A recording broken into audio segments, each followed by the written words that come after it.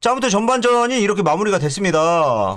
맨시티가 지금 3대0으로 앞서 나가고 있는 상황이고, 마르무시가 2골, 티자니가 1골, 요래서 총 3골을 달성시켰는데요. 사실 경기력 자체는 막 그렇게 좋았다라고 할 수가 없는 게, 트래포드가 결정적인 선방을 4번 정도 보여줬었고, 트래포드 아니었으면 지금 3대4로 끌려가는 분위기가 형성됐을지도 모른다는 생각도 좀 듭니다. 그리고 중원이 완전 싹 다 털렸어요. 이게 펄스9을 쓰는 의미가 없어. 지금 현재 펄스9을 쓰고 있는 상황이거든요. 그 미드필더를 최대 8명까지 배치시킨다 라는 아이디어잖아요. 특히 심지어 지금 본 포지션이 윙포워드인 세메뇨도 굉장히 좁혀져서 플레이를 해주고 있는 상황이에요. 따라서 중원에서의 장악력이 좋아야만 하는데 희한하게 공간 노출을 굉장히 많이 해주고 있습니다. 선수들이 다들 수비가 많이 해, 많이 뛰어, 열심히 해주고요. 공간을 메워주기 위해서. 근데 꼭 한 자리가 비어. 티잔이 저 앞에서 계속 공 잡으려고만 하고 있거든. 공격만 계속 하려고. 물론 그렇죠. 그건 있죠. 이제 뭐 골만 넣으면 장땡이니까 뭐 그냥 이기기만 하면 되는 거 아니냐, 경기력 개나 갖다 줘라 라고도 생각하실 수가 있는데, 티잔이는 미드필더잖아. 심지어 그 마름무시도 내려와서 수비 가담 열심히 해주고, 공간 메워주고, 체크해주고, 커트해주고, 리커버리 하기 위한 플레이를 열심히 해주는데, 티잔이는 아무것도 안 해요. 오늘 뉴캐슬 미드필더들이 좀 약간 지금 상황이 많이 안 좋아서 경기력이 많이 올라오지 못하는 관계로 맨시티가 어태킹 서드로 진입하는 데 있어서 아무런 저지를 못 해주고 있는 상황이긴 합니다. 따라서 이번 경기는 사실은 지금 전반전까지의 3대0 결과는 맨시티가 매우 잘해서였다라기보다는 뉴캐슬이 너무 못해서였다. 그리고 트래포드가 너무 잘해서 무실점일 수가 있었다라고 보는 게 맞는 것 같아요. 결과에만 속으면 안 돼. 저는 좀 그렇게 생각을 합니다. 오늘 뉴캐슬 상황이 너무 안 좋은 것도 생각을 해야 되고, 홈르무시가 오늘 이제 전반에 2골을 성공시켰을 때 한 골은 거의 자책골로 전환이 됐어도 이상하지 않은 상황이었고, 그리고 두 번째 골 같은 경우에도 사실은 커트미스였죠. 커트미스로 허공으로 뜬 공을 이제 마르무시가 헤더로 마무리를 지은 건데, 후반전 조심해야 됩니다. 사실은 지금 현재 3대0이라는 매우 좋은 전반전에 3골 넣는 거 이게 얼마만이야.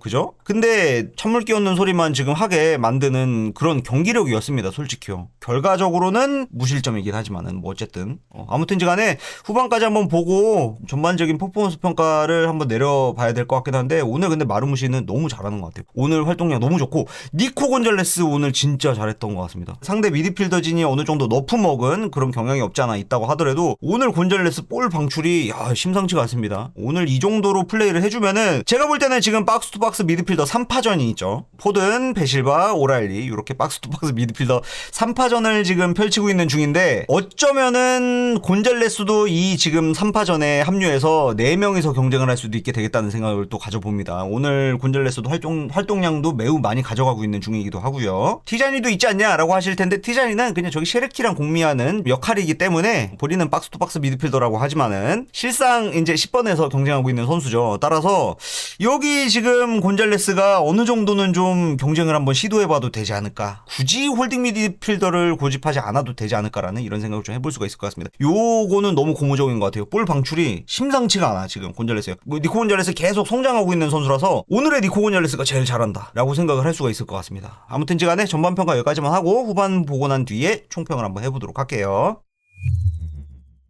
겸손하게 방송합니다. 구독 좀 부탁드립니다. 좋아요도 좀 부탁드릴게요. 자, 이렇게 경기가 마무리가 됐습니다. 맨시티가 3대1로 이제 카라바오컵 결승에 진출하게 되겠습니다. 되겠습니다. 결승에 진출하게 됐습니다.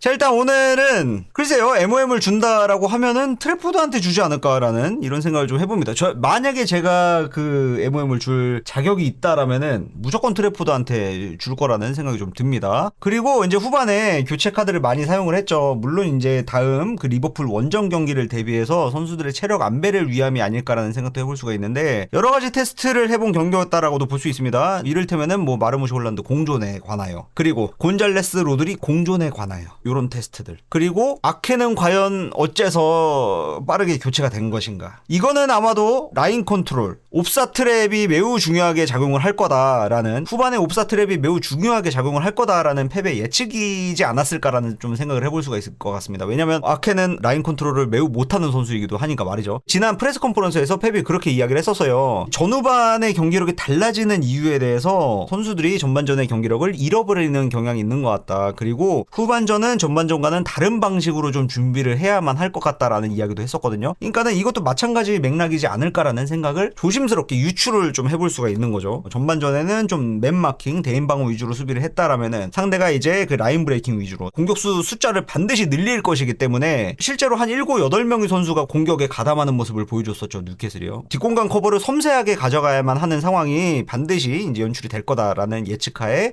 아케를 빼고 알레인이 들어온 게 아닌가라는 이런 생각 좀 해볼 수가 있을 것 같습니다. 뭐 물론 알레인이 들어와서 실수가 없었던 건 아닙니다만은 그래도 일단 라인 컨트롤만큼은 그래도 아키보다는 조금 나으니까 이 교체 카드도 나쁘지 않았다. 설득력 있고 일리가 있었다라고도 생각을 해볼 수가 있을 것 같습니다. 어쨌든지 간에 오늘 전반적으로 골을 빠르게 좀 이제 많이 넣어준 덕분에 체력 관리도 어느 정도 해줄 수 있었고 해볼 수 있는 테스트도 충분히 해본 경기였다라고 생각을 할 수가 있는 부분이고 이 정도면 만족스럽다. 트래포드가 아니었으면 진짜 큰일 날 뻔했다. 대참사가 날 뻔했다라고 생각합니다. 오늘 진짜 트래포드 없었으면 진짜 큰일 날 뻔했어. 전반전 3대4였고 후반전에 한 골 먹힌 것까지 하면은 3대5야. 지금 우리는 연장을 보고 있지 않을까라는 이런 생각도 좀 해볼 수가 있을 것 같습니다. 트래포드 아니었으면 진짜 큰일 날 뻔했어요. 말이 왜 이렇게 씹히냐고요? 예, 마음에도 없는 소리 하려고 그러니까 그런 거지. 자, 아무튼지간에 오늘 경기 잘 봤고 다음이 이제 안필드 원정. 정말 너무 두려운 이 안필드 원정. 제가 맨시티 팬 20년 동안 하면서 안필드 원정 가서 이기는 걸 단 한 번 봤는데 그것도 심지어 코로나 무관중 시절이었죠.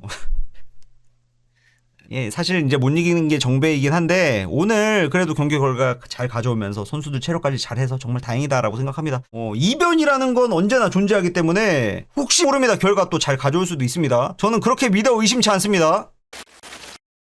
자, 일단은 정리해서 다시 한번 말씀드려보자면은 일단은 디아스가 오늘 스쿼드에 포함되긴 했었습니다만은 원래는 햄스트링 부상이고 7주 아웃이다라는 이런 예측이 있던 것과는 다르게 지금 매우 빠른 복귀다라고도 이제 할 수가 있는 부분이죠. 그래서 지금 무리하게 출전을 시키게 되면은 또 다른 부상으로 또 이어지지 않을까라는 이런 걱정 아닌 걱정을 또 해볼 수가 있게 되는 것 같아요. 이래서 리버풀전이 매우 중요하지만은 진짜 이번에 만약에 또 무리하게 나서 터져버리면은 시즌 아웃이 되어버릴 수도 있기 때문에 이거는 생각을 충분히 좀 해봐야 될 것 같습니다. 디아스 복귀를 어떻게 시킬지요. 그리고 후선호프도 지금 불안불안한 모습을 보여주고 있죠. 오늘 매우 힘들어하는 모습을 보여줬었고 실제로 스프린트를 매우 많이 치는 선수이기도 하고요. 부상에 노출되어 있다. 이거 우리가 알고 있어야 됩니다. 그리고 곤잘레스 같은 경우에도 지금 약간 무리하게 복귀를 한 경향이 없지 않아 있죠. 오늘도 풀타임 소화가 안 되는 모습을 보여줬었고 한 55분 60분 시점부터 다리가 완전 털려서 선수를 못 따라가는 모습들을 또 보여줬고 나중에는 이제 하다 안 돼갖고 이제 무리하게 선수를 잡아뜯으면서 옐로우 카드를 받는 모습도 연출을 시켜줬어요. 이래서 결국에는 풀타임을 소화하지 못했다라는 거예요. 지금 전반적으로 상황이 좋아 보이는데 좋진 않아요. 여전히 상황이 좋진 않습니다. 다음 경기 라인업을 어떻게 가져가게 될지는 진짜 모르겠어요. 머리가 좀 많이 아픈 상황이지 않을까 하는 생각을 좀 가져봅니다. 다들 부상에 너무 노출이 되어 있는 상황이라서요. 일정 탓도 일정 탓인데 왜 이렇게 항상 선수가 모자란지 모르겠습니다.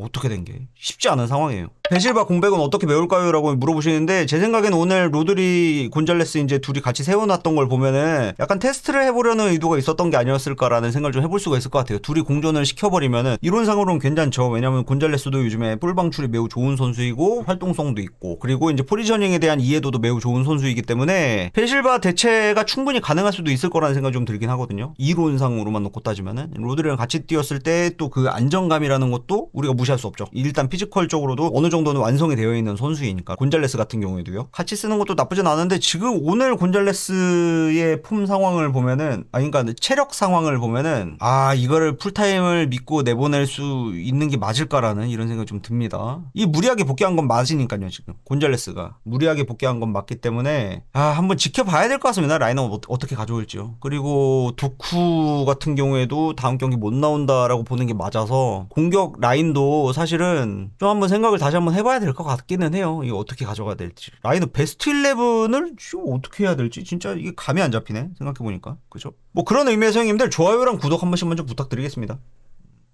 좀 약간 팀 상황도 별로 안 좋고 저희 좀 많이 힘들고 어려운 상황인데 그런 의미에서 약간 맥락 없지만은 좋아요랑 구독 좀 부탁드릴게요 형님들.